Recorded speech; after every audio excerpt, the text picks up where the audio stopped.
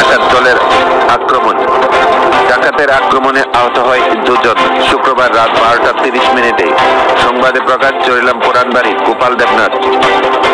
রাত 12:30 খাওয়া দাওয়া সেরে শোয়ার পথে হঠাৎ করে ডাকাত দল ওনার ঘরে আক্রমণ চালায়।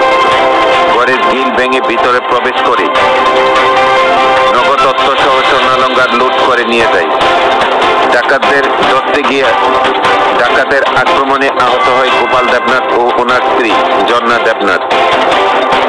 গোপাল দেবনাথ ও ওনার স্ত্রী রক্তাক্ত অবস্থায় চিৎকার শুরু করতে পাড়া প্রতিবেশী দ্রুত ছুটে আসেন।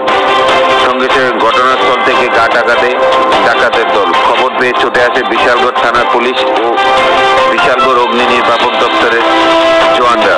আহতদের উদ্ধার করে বিশালগড় মহকুমা হাসপাতালে নিয়ে যায়।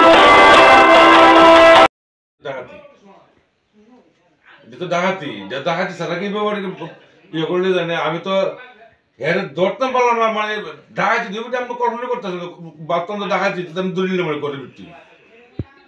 আমি তো ভাবছি যে সামনে বস্তু বুঝলা এই ন অবস্থা রয়েছে নাহলে তো আমি গরু দলিল বলি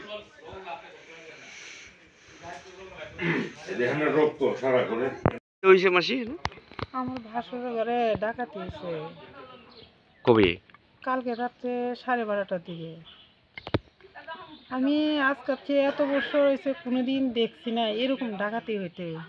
আমার বিয়ে হয়েছে আজকে 26 বছর এই বাড়িতে, কোনোদিন দেখছি না, চুরি হইতেও দেখছি না।